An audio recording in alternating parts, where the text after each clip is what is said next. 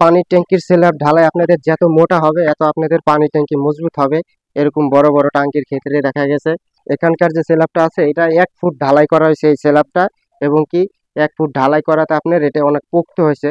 তো পানির ট্যাঙ্কির যে স্ল্যাবটা আছে এই স্ল্যাবটা যত মোটা ঢালাই হবে এত আপনাদের টাঙ্কির কাজের জন্য সুরক্ষিত হবে। কারণ দেখা গেছে পানির টাঙ্কির স্ল্যাব ঢালাই তলা ঢালাই যদি আপনারা থিকনেস কম দেন তাহলে দেখা গেছে ভবিষ্যতে ওয়ালে যখন মাটির চাপ পড়ে তখন মাঝখান দিয়ে স্ল্যাবটা উঠে যেতে পারে। এর ফলে পানির ট্যাঙ্কির স্ল্যাব ঢালাই আপনাদের যত মোটা হবে এত আপনাদের পানি ট্যাঙ্কি মজবুত হবে।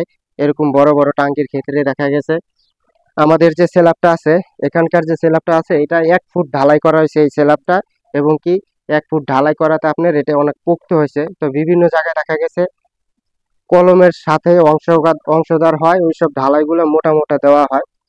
তো স্ল্যাব ঢালাই যত মোটা হবে এত আপনাদের টাঙ্কির জন্য সুরক্ষিত হবে। কারণ যখন এই ওয়ালে মাটির চাপ পড়বে তখন দেখা গেছে পানির ট্যাঙ্কির যে স্ল্যাবটা হয় এটা উপর দিকে উঠে যাইতে পারে যদি আপনাদের স্ল্যাব ঢালাইটা বেশি পাতলা হয়।